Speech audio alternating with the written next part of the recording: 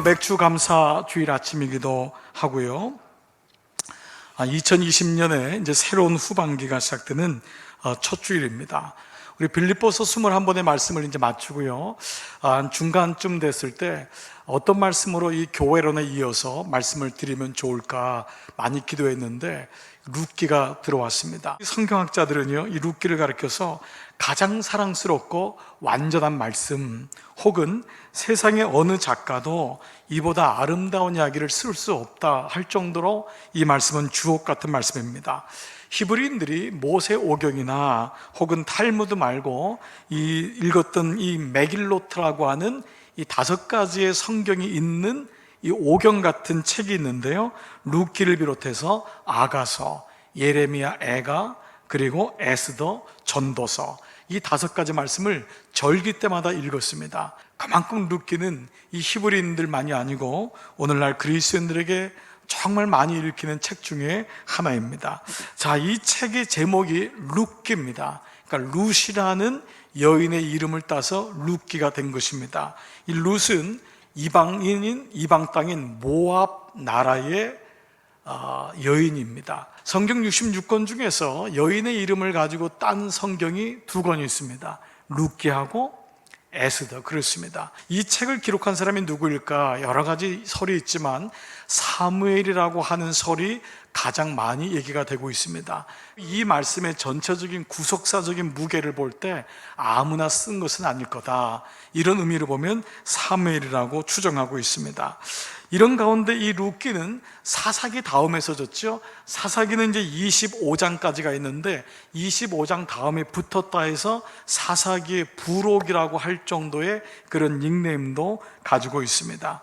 그러나 이렇게 4장밖에 안 되고 85절밖에 안 되지만 이 룻기는 예수 그리스도의 족보 이야기로 연결되는 홀라한 말씀입니다. 그래서 이 말씀이 구속사적인 관점에서 룻기를 보게 되고, 우리가 이 룻에 감동하고 우리가 전율을 느끼고 이 룻을 가지고 기도할 수밖에 없는 것이 이 룻을 통해서 예수 그리스도가 오신다는 것을 알게 되기 때문입니다. 자, 1절 전반절 같이 한번 읽겠습니다. 시작.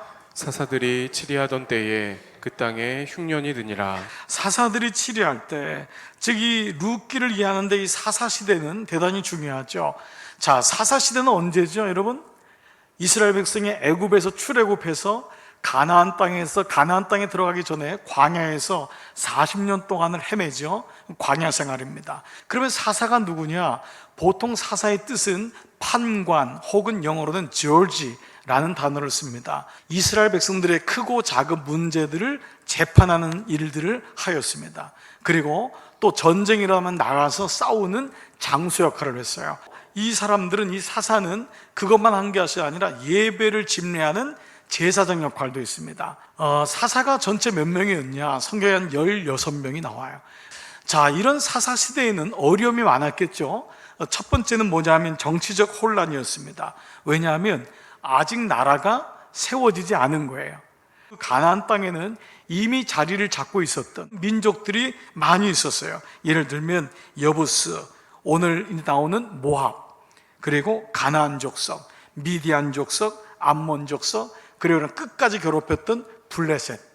여러분, 이런 나라들이 계속 이 침략을 하기 때문에 정치적인 혼돈이 많았고 이스라엘 백성들은 너무 힘든 고난을 겪었겠지요. 자, 그러나 정치적 혼란보다 더 어려운 건 두 번째 혼란인 문화적인 혼란이었습니다. 이스라엘 백성은 원래 하는 직업이 뭐죠? 목축입니다. 그러니까 이 사람들은 유목민인 거예요. 그러나 가나안 땅은 뭐죠? 이미 농경 문화가 이미 자리를 잡고 있었던 거예요. 근데 중요한 건 뭐냐 하면 농사 짓는 게 문제가 아니라 이 사람들은 그것을 농경 문화를 하면서 풍요라고 하는, 번식이라고 하는, 생산이라고 하는, 성공이라고 하는, 열매라는 것에 집착하다 보니까 그들의 신을 만들었는데 그 신이 바알, 아세라, 아스다롯, 이런 신들인데, 이런 신들은 말씀드린 대로 이런 자연현상의 풍요나 결실만을 요구하기 때문에 이것이 성적인 연합으로 가버린 거예요. 그러니까 이런 행위들은 결국 성적 타락을 가져왔겠죠. 이것은 하나님께서 가장 싫어하는 것이었지만 광야에서 40년 동안 있었던 이스라엘 백성에게는 이게 신세계인 거예요. 그러다 보니까 하나님보다는 이런 아싸로 섬기고 아세라 섬기고 바알을 섬기는 게 익숙해져 버린 거예요. 그러니까 문화적인 혼돈이 결국은 믿음의 세계까지 들어와서 믿음이 헷갈리는, 이게 오늘이나 옛날이나 크게 다를 바가 없음을 알게 됩니다. 즉 이들의 숙제가 뭐냐? 하나님을 뜻을 쫓는 것과 가나안 땅에서 생존하기, 이 두 가지의 문제가 있는 것.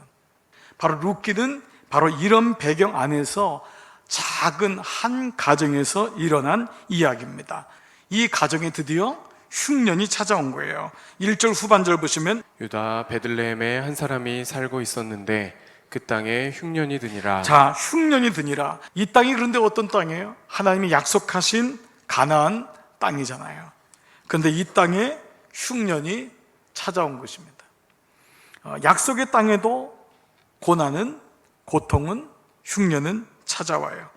성경은 그 어느 곳에서도 하나님의 백성들이라고 해서 흉년에서 면제된다고 얘기한 적이 없습니다. 그런데 아이러니컬하게도 오늘 흉년이 들었던 그 땅이 어디냐?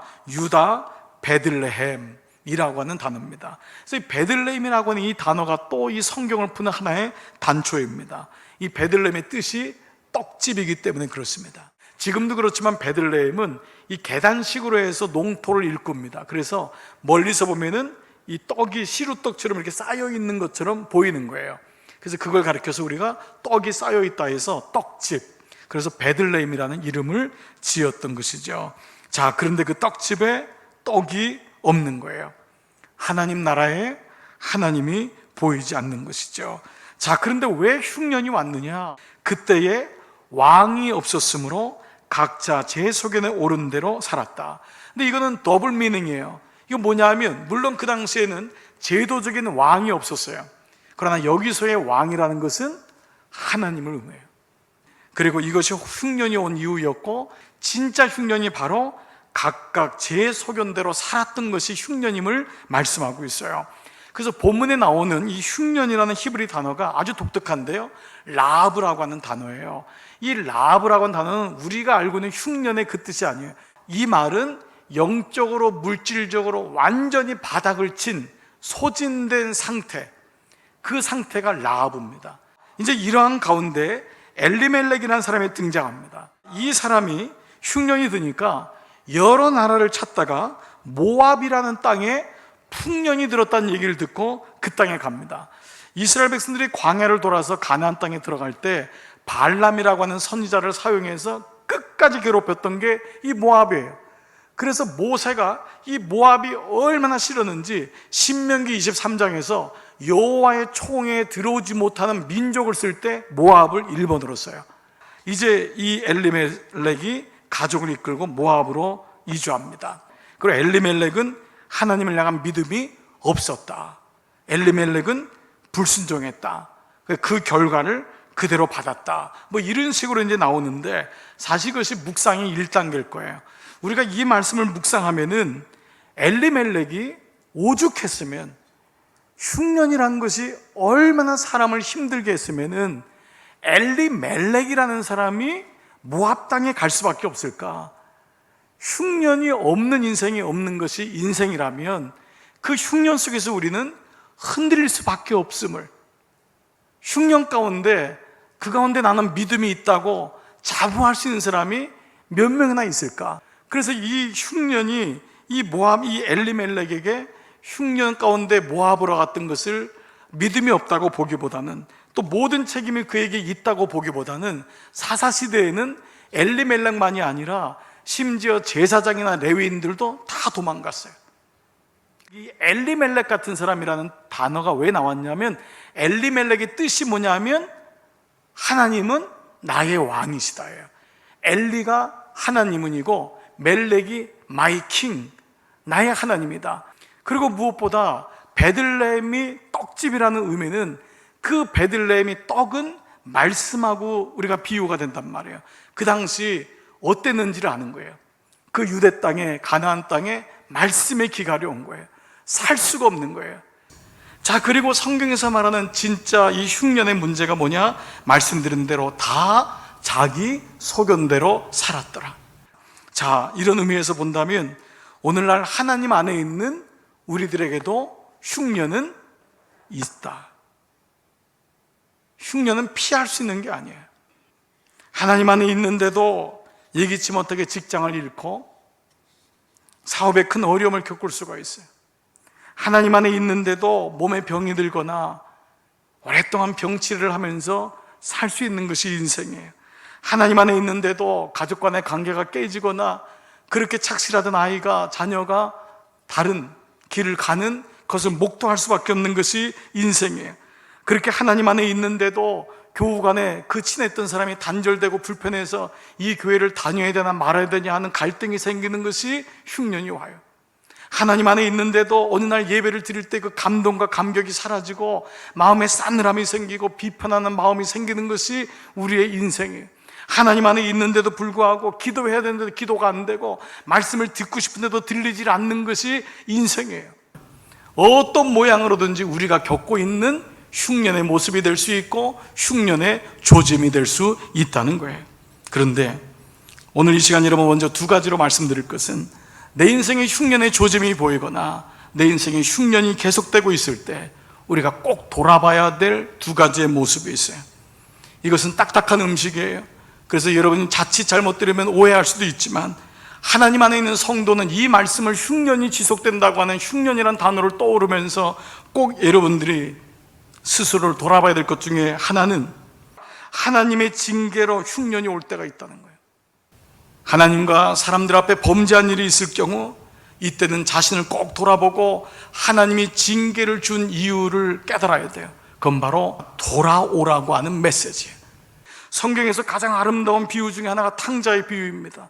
근데 집을 나갔던 아들이 뭐를 깨달아요? 아버지의 마음을 깨닫는 거예요. 그래서 탕자의 비유는 아버지에 대한 얘기를 하거든요. 그런데 내 인생에 흉년이 들었을 때 이것을 모른 채 하지 아니하고 하나님 앞에 나가서 진실한 고백과 회개를 통해 돌아서는 역사만 있다면 오히려 흉년은 하나님을 더 만날 수 있는. 두 번째로는요, 흉년으로 믿음을 테스트할 때입니다. 여러분 인생에 누가 병을 원하겠어요? 그러나 병드는 것 자체가 무조건 나쁜 것만은 결코 아닙니다. 가난만이 결코 나쁜 것이 아닙니다. 오히려 병들은 분을 보면 깊습니다. 가난을 통과한 분을 보면 넓습니다. 하나님의 은혜를 아는 거예요. 하나님이 그 과정을 통해서 깎아내려 가시는 거예요. 그 부분을 통해서 만들어 가시는 거예요. 하나님의 새로운 마음으로 만들어 가시기를 원하시는, 그래서 그걸 뛰어넘어 보라고 말씀하실 때가 많아요. 흉년이 무조건 나쁜 것만은 결코 아닙니다. 그래서 우리는 이러한 때에 와임이 왜 나에게, 이 질문보다는 why not me? 나에게도 그럴 수 있지. 왜 나의 자녀에게 이런 문제가 있나요? 아니요, 나의 자녀에게도 그럴 수 있지 라고 하는 하나님의 그 고난을, 흉년을 통과해서 나에게 원하시는 것이 무엇인지를 알기를 원할 때, 그때 비로소 우리는 훈련이 믿음을 테스트할 때임을 알게 되는 것입니다. 시편 119편 71절, 고난당한 것이 내게 유익이라. 주의 율례를 배우니까요, 사람이 깨끗해지고 영혼이 맑아지는 거예요. 이제 이 흉년을 만난 엘리멜렉은 그의 아내 나오미와 두 아들을 데리고 모압을 찾아갑니다. 그의 아내와 두 아들을 데리고 모압 지방에 가서 거류하였는데, 거류라고 하는데 여러분 동그라미를 쳐보십시오. 이 거류라고 하는 이 단어도 굉장히 중요한 단어입니다. 왜냐하면 우린 거류라는 것을 오랫동안 사는 것으로 생각할 수가 있는데, 이 단어는 for a while, 잠시 동안 사는 거예요. 이 말씀은 잠시 흉년을 피해서 가면은 해결된다고 생각했던 거예요. 거기서 결국은 자기도 생명을 잃고 두 아들도 잃게 되지요. 그런데 이 엘리멜렉의 부인 이름이 누구죠? 나오미입니다. 나오미의 뜻이 뭘까요? 기쁨, 희락입니다. 이 나오미가 뭐라고 말하냐? 1장 20절에서 나를 나오미라 부르지 말고 뭐라고요? 마라라 부르라. 이 마라가 뭐예요? 그래요, 쓴물. 나는 더 이상 기쁨이 아닙니다. 나는 더 이상 희락이 아닙니다. 나는 쓴물입니다. 자, 그런 가운데 이 나오미에게 두 아들이 있었습니다. 누구죠? 말론. 두 번째 아들은 기럨. 말론의 이름이 뜻이 뭐냐면 병약함, 병듦. 기럨의 이름은 소비하다 혹은 끝내다 라는 이름의 뜻입니다. 성사학자들은 이 두 사람의 이름이 어떻게 추론되냐, 이 모압 땅에 갔는데 너무 굶주리고 가가지고 영양실조로 아이가 태어난 거예요. 그래서 이 아이가 너무 병들은 거예요, 태어날 때부터. 그래서 그 아이 이름을 병듦이라고 할 수밖에 없었고, 두 번째 기련을 낳을 때는 이 모든 고난이 좀 끝났으면 좋겠다 해서 끝냄이라는 단어로 두 아들을 연결해서 이 지었다고 하는 거예요. 자, 그런데 이 낯선 땅을 찾아갔던 아비멜렉의 가정에 연거푸 부고장이 날라옵니다. 먼저 가장인 아비멜렉이 죽습니다. 그리고 두 아들이 죽습니다. 근데 성경은 이 세 사람이 어떻게 죽었는지, 몇 살에 죽었는지, 무엇 때문에 죽었는지는 얘기하잖아요. 근데 나오미가 두 아들도, 남편 죽은 것만 해도 기가 막힌데 두 아들이 죽은 거예요.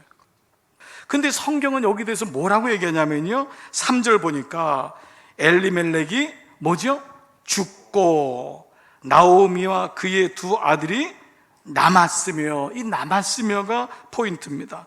그리고 5절에도요, 말론과 기론 두 사람이 다 죽고 그 여인은 누구예요? 나오미는 두 아들과 남편의 뒤에 남았더라. 얼마나 나오미의 마음이 찢어지는지, 얼마나 힘든지, 그 아버지를 잃은 두 아들의 마음은 어떤지, 그리고 이제는 두 아들과 남편을 잃어버린 그 막막한 나오미의 얘기는 아무것도 안 하고 남았다, 남았고 남았다. 흉년 가운데서 이 여인이 겪어야 될 고통을 독자들의 상상에 맡기는 거예요. 당신은 홀로 남은 적이 있는가? 이 여인의 아픔을 아는가?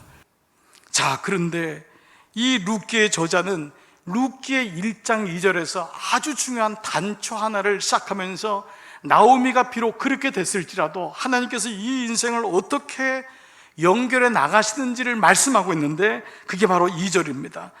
자, 이 사람들은 유다 베들레헴 에브라 사람들이더라. 왜냐면 이 에브라다는 미가서 5장 2절에 보면은 베들레헴 에브라다야, 너는 유다 족속 중에 작을지라도 이스라엘을 다스릴 자가 네게에서 네게로 나올 것이라. 남자들은 다 죽고 남겨진 세 여자 이야기, 그것도 버려진 이야기. 사람들의 손으로부터 철저히 버림받은 이 과부들에게 무슨 소망이 있겠어요? 근데 그때 룻기의 저자가 뭐냐? 이제부터는 하나님이 일하실 때가 시작되었음을 말씀하고 있어요. 이제부터 하나님의 궁휼하심과 자비가 시작될 것이다. 이게 룻기예요. 말씀드린 대로 룻은 여호와의 총에 들어가지 못할 것이라고 율법으로 규정된 여인이었는데, 하나님이 이 여인을 통해서 다윗의 증조 할머니가 되는 그런 일을 경험하시게 합니다. 이것이 바로 감사절에 묵상하는 흉년 이야기입니다. 흉년을 만나서 도무지 소망이 없는 이 여인에게 하나님이 찾아가시고, 이 여인을 통해서, 따라온 룻을 통해서 하나님이 다윗의 계보를 잇고, 그를 만나줬던 보아스, 어머니 기생이었지만은 어머니가 이미 유대 땅 들어와서 경관 위치를 차지하면서 보아스가 유력자가 되고, 그 보아스가 이 룻을 이 아내로 맞으면서 거기서 나오신 분이 예수 그리스도예요. 우리는 결코 흉년만 봐서도 안 됩니다. 하나님의 궁휼하심, 그럼에도 불구하고 부어주시는 하나님의 보호하심, 흉년 가운데서도 끊임없이 인도하시는 그분의 열심, 그분의 마음, 그것이 바로 헤세드입니다. 이 룻에게 주었던 그 아버지의 마음을 가리켜서 우리가 헤세드라고 합니다. 헤세드. 이 헤세드란 단어가 룻의 모든 룻의 주제예요. 같이 한번 찬양할 때 내 눈 주의 영광 보내, 같이 한번 이 찬양을 고백하겠습니다.